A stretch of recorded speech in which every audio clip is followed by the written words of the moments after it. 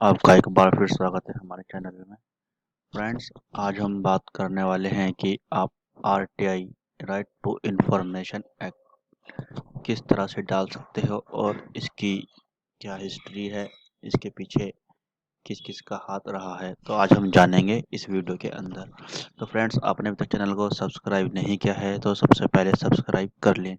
नीचे लाल बटन है, उसको दबा दें। साइड में घंटे वाला बटन है, उस पर ज़रूर क्लिक कर दें और सबसे पहले आपको मेरे वीडियो का अपडेट मिल जाएगा। अगर आप इस आरटीआई के रीड करना चाहते हैं पूरी तरह से, तो इसका लिंक मैं नीचे दे दूंगा। आप जाकर वहां पर रीड कर सकते हैं कि आप आरटीआई को किस तरह से डाल सकते हैं और किन किन स्टेप को आप फॉलो कर करना चाहिए डालने के लिए।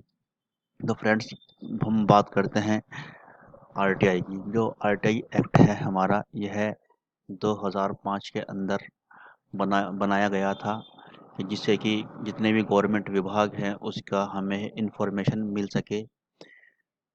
बस सिर्फ इसमें ये जो देश की सिक्योरिटी की बात आती है, उसके ऊपर ना ही आरटीआई मांगी जा सकती है। तो ये हमारा एक फंडामेंटल राइट भी है। जो राइट टू स्पीच आर्टिकल 19 के क्लोज 1 एक इसकी बात करता है। तो फ्रेंड्स, इसमें सबसे ज़्यादा जो जो इसकी छोटी सी हिस्ट्री है, जो सबसे ज़्यादा ये बनाया गया था, ये सबसे पहले था फ्रीडम ऑफ इंफॉर्मेशन 2002 में। तो इसको अमेंडमेंट करके इसको राइट टू इंफॉर्मेशन 2005 कर दिया गया था। तो जो सबसे ज़्यादा इसमें हाथ है वह है अरुणा राय। उन्होंने इस पर सबसे ज़्यादा जोर दिया था इसके अंदर।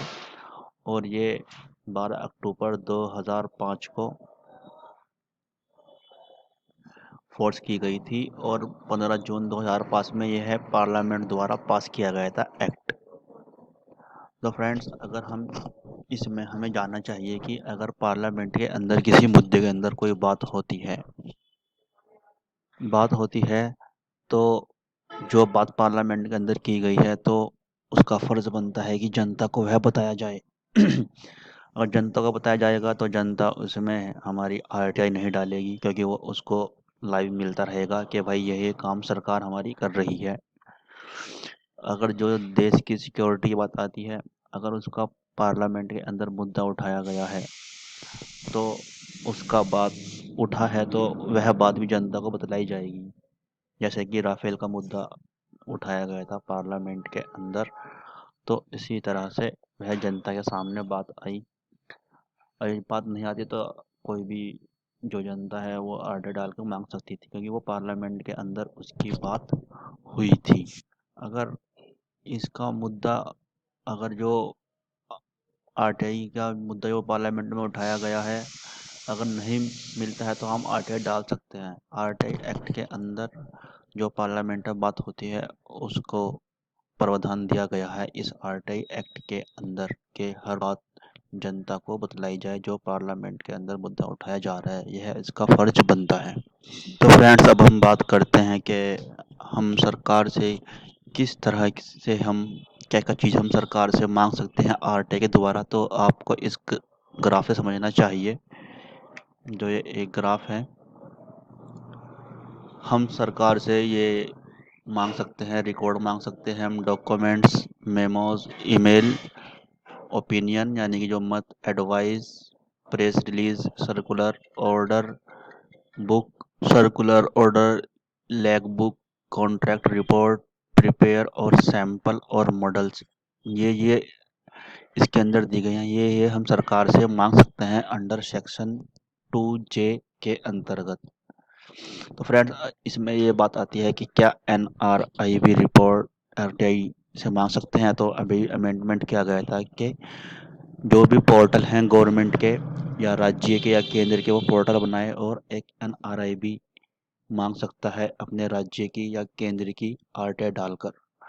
तो सुप्रीम कोर्ट ने भी ये बात कही थी कि वह अपना अपन हर राज्य और केंद्र अपने अपना वो बनाए पोर्टल, जिससे कि जो बाहर रहते हैं देश के होते हुए और वो बाहर रहते हैं वे भी आरटीआई डालकर मांग सकते हैं। तो अब इसमें हम बात करते हैं सेक्शन 8 जो बात करता है कि जो कौन कौन सी हमें इंफॉर्मेशन गवर्नमेंट नहीं देगी, जिसमें हमारी देश की सिक्योरिटी की बात आती है, अखंडता की बात आती है और सॉवर्जिनिटी की बात आती है, यानी संप्रभुता की बात आती है। और जिसमें सेक्शन 9 के अंतर्गत जो कॉपीराइट के मुद्दे हैं उसकी बात आती है, और जो इंटेलिजेंसी है उसकी बात आती है, देश की सुरक्षा की बात आती है। तो गवर्नमेंट सरकार हमें उस अवस्था में हमें बिल्कुल भी आरटीआई के थ्रू इंफॉर्मेशन नहीं देगी। अगर इनका इन 3 बातों का मुद्दा पार्लियामेंट के अंदर उठाया जा रहा है तो गवर्नमेंट का फर्ज बनता है कि वह हमें इसकी इंफॉर्मेशन दे, या आप आरटीआई डाल सकते हैं इसके अंतर्गत। तो अब हम बात करते हैं कि हम किस तरह से आरटीआई डाल सकते हैं। तो फ्रेंड्स, जो आरटीआई राइट टू इंफॉर्मेशन का सेक्शन क्लोज 1 है उसके अंतर्गत हम आरटीआई डाल सकते हैं। सूचना का अधिकार हम गवर्नमेंट से मांग सकते हैं। तो इस ग्राफ से ज़रा हम समझते हैं, ये सिटीज़न है और सिटीज़न अपनी आरटीआई डालता है तो ये आरटीआई जाती है पब्लिक इंफॉर्मेशन ऑफिसर को, इसको जाती है। फिर इसको जाने के बाद वो जाती है अपीलेंट अथॉरिटी प्राधिकारी के पास जाती है, और फिर इसमें हमें 30 दिन के अंतर्गत उसको जवाब देना होता है। इसमें 5 डेज भी होते हैं। इसमें अगर 30 डेज के अंदर नहीं जवाब दिया तो वह पैन 5 दिन और ऐड कर सकते हैं, यानी कि उन पर टोटल 35 दिन हमें मिलते हैं, 35 डेज हमें मिलते हैं। अगर ये दोनों मिलकर जवाब नहीं देते हैं तो आप स्टेट सेंट्रल इंफॉर्मेशन यानी राज्य केंद्र सूचना को आप अपील कर सकते हैं, जिसको हम सेकंड अपील बोलते हैं। और उसके 90 डेज उनको टोटल मिल जाते हैं, तो उसके अंदर उन्हें आरटीआई का जवाब देना होता है। यहाँ पर लिखा हुआ है सेकंड अपील जो है वो विद इन 90 डेज के अंदर हमें मिलती है, और जो फर्स्ट अपील है वो 30 डेज के अंदर हमें मिलती है। 6 सेक्शन इसका है 6 क्लोज आई। अगर फ्रेंड्स इसके बाद ये भी जवाब नहीं देता है तो फिर आप हाई कोर्ट जा सकते हो। हाई कोर्ट के अंदर आप रिट डाल सकते हो। तो फ्रेंड्स, आप इस ग्राफ के माध्यम से समझ सकते हैं कि आप किस तरह से आरटीआई डाल सकते हैं। इसका पूरा फॉर्मेट मैंने अपने आर्टिकल में लिखा हुआ है, जिसका लिंक नीचे है, आप वहां पर जाकर स्टेप बाय स्टेप पढ़ सकते हो। तो अब हम बात करते हैं कि क्या इस आरटीआई के अंदर फाइन भी लग सकता है। तो हाँ फ्रेंड्स, इसके अंदर फाइन भी लग सकता है, फाइन भी लगता है, यानी कि हमारे ऊपर नहीं। अगर ये 30 दिन के अंदर आपका जवाब नहीं देते हैं तो इस पर आरटीआई पर, इस एप्लीकेशन पर इन गवर्नमेंट विभाग के अंदर फाइन लगेगा, जिसमें 250 रुपया पर डे उनको चार्ज करना होगा। जितने दिन लगते चले जाएंगे उतना दिन उनको उन पर फाइन लगता चला जाएगा, 250 रुपया पर डे के हिसाब से। तो फ्रेंड्स, अगर वे कोई इन्फॉर्मेशन आपको रॉन्ग देते हैं तो उसके अंदर भी फाइन लगेगा, जिसमें 25,000 रुपये की कीमत उन्हें चुकानी होगी। तो फ्रेंड्स, इसमें अब हम बात करते हैं कि अगर वे आपको रिजेक्शन, यानी कि आपके एप्लीकेशन को रिजेक्ट कर देते हैं, आपकी एप्लीकेशन सही है, उन्होंने रिजेक्ट कर दी, तो तब भी उस सिचुएशन में उनके ऊपर फाइन लगता है। और यह फाइन इसलिए लगेगा क्योंकि यह आरटीआई एक्ट यह कहता है कि यह एक अकाउंटेबिलिटी है, यानी जवाबदेही है। जिस डिपार्टमेंट से हम मांग रहे हैं उसको जवाबदेही देनी पड़ेगी जनता को। और यह एक पारदर्शिता है, यानी कि एक ट्रांसपेरेंसी एक्ट है। इसके अंतर्गत आपको इन्फॉर्मेशन गवर्नमेंट डिपार्टमेंट विभाग को देनी पड़ेगी। अगर आप म्यूनसिपल एडमिनिस्ट्रेशन म्यूनसिपल से मांगते हो, पीडब्ल्यूडी से मांगते हो, और और और भी हैं जिनसे आप मांग सकते हो, नगर पंचायत से मांग सकते हो, जिला पंचायत से मांग सकते हो, तो काफ़ी सारे डिपार्टमेंट है, आप अपने अकॉर्डिंग डिपार्टमेंट से आरटीआई मांग सकते हो। क्या इसमें फीस भी लगती है? जी हाँ, इसके अंदर फीस भी लगती है। आप 10 रुपए के पोस्टल ऑर्डर साथ में आपको भेजना है, और आप चाहे तो कोर्ट फीस भी इसमें देते हैं। स्टैम्प पर लिखवा सकते हैं आप, स्टैम्प के अंदर लिखकर भी आप इसको सेंड कर सकते हैं। आप इसे साधारण डाक से भी, स्पीड पोस्ट से भी इसको आप सेंड कर सकते हैं। ये देखिए फ्रेंड्स, ये आर्टिकल है। इस आर्टिकल के अंदर मैंने स्टेप बाय स्टेप सब कुछ समझाया है।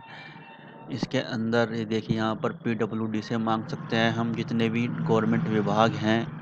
और इसमें हमें जो लगती है उसमें एक आप वाइट शीट लेकर ब्लू पेन का इस्तेमाल कर सकते हैं। आप हिंदी से इंग्लिश में भी इसको लिख सकते हैं या कंप्यूटर से टाइप करवा भी सकते हैं और भेज सकते हैं। और फ्रेंड, इसके अंदर कोर्ट फीस भी लगती है।